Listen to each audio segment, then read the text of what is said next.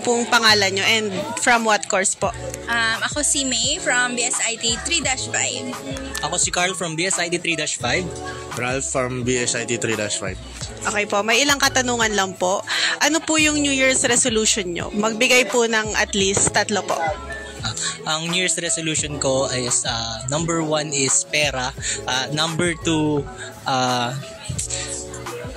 high grades pa syempre. Tsaka number 3 more blessings sa family ko at tsaka gano'n. Para maging safe. Okay po. And kayo naman po, ano pong nilulook forward nyo this year? Nilook forward ko this year is more on the accountability sa mga subjects ngayon kasi pahirap na siya ng pahirap dahil magpo-4th year na. Yun. Kayo po, ano pong naging magandang nangyari sa 2024 nyo? Kasi may mga pagkakataon na may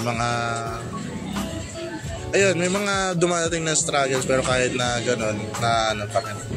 Sa solusyonan pa rin na maayos. Okay naman po kayo ngayong 2025? Sa pagpasok, hindi. Pero sa tingin ko naman magiging okay for this year. Okay po. May dugtungan lang po kung merong New Year, New Me. Ano po yung version ninyo? New Year, where na me? Kayo po? New me, New Year po. New Year, New blank. New Year, New blank. New Year, new work na lang para mas mataas naman yung sahod ngayon. Kayo po? New Year, New Friends. Okay. Po, pwede pong matanong yung name and from what course po? Ako po si Jeren E. Malabanan. Ako po ay first year po, BSIT 11 po. IT. Okay po. May ilang question lang po. Ano pong nilulook forward nyo this 2025? Look forward po, most likely po, optimizations po sa sarili. Mga bagay-bagay na kailangang baguhin, mga bagay-bagay na kailangang pang-improve. Yun lang po. Okay po. Next question po, magbigay po kayo ng at least 3 New Year's resolution nyo po. 3. Siguro po mas consistent po na parang pag-gym, mas maging inclined po sa academics and mas maging mabuting tao po. Wow, parang nagbabagong tao po ngayon tayo. Bagong ganun na ngayon. Okay po. Last question po. Describe nyo po in one word yung 2025 niyo. Crazy. Crazy po yun. 2024. 2025 po. 2025. Parang i-manifest nyo po kung ano pong magiging 2025. Ay, mali pala. 2024 po pala yung sinabi ko. Wait lang. 2025. Siguro po growth. Yan. Yan po siguro yung pinakamagandang word na gusto ko pong masabi. Kasi po, again, looking forward po talaga ako sa mga improvements na magagawa ko po this year. Yun lang po. Pwede pong matanong kung ano pong name nyo and from what course po? Yeah, I'm Andrea Jean de la Cruz from BSBA po. 3-6. Okay. May ilang question lang po. Paano po kayo nag-celebrate nung Noche Buena or nung New Year po?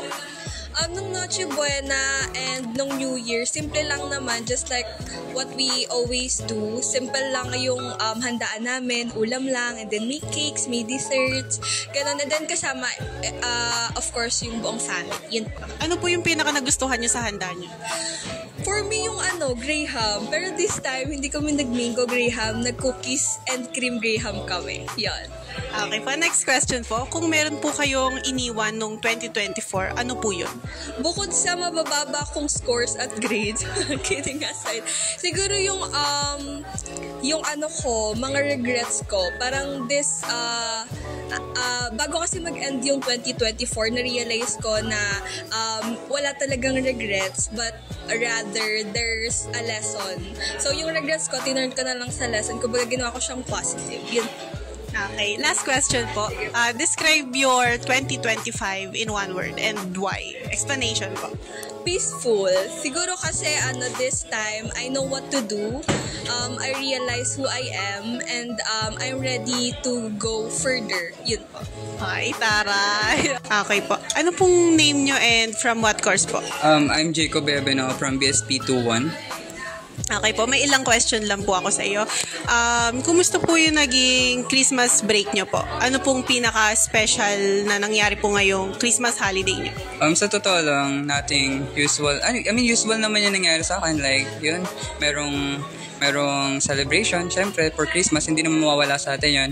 And siguro yung pinaka hindi ko makakalimutan ngayong experience, maybe is yung nagkaroon ako ng connection sa father ko ulit.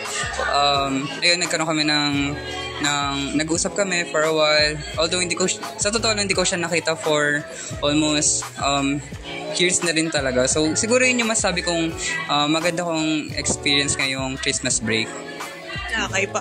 Kung meron po kayong iiwan sa 2024, ano po yun? At bakit po? Siguro, procrastination tsaka cramming. Ayun. Kasi masyado talagang ayun yung parang pinaka dinadreadful ko na side ko eh. Yung pagsaset aside ng mga bagay na kailangan gawin, tapos paggawa ng bagay na hindi naman talaga importante. Yung ganung bagay. Okay po. Last question po. Kung meron pong New Year, New Me, ano po yung version nyo? New Year, New... Siguro, yung pinaka, is yung consistent. Siguro yun yung pinaka pagtutunan ko ng pansin, which is yung maging consistent sa mga bagay. Kasi, syempre, from BSP nga, so madami ka dapat isaalang-alang, which is yung grades mo, kasi baka matanggal ka, ganung problema. So, yung pagiging consistent, siguro yun yung pinakamagandang factor para pagsimula ng taon na to. Ayun lang po.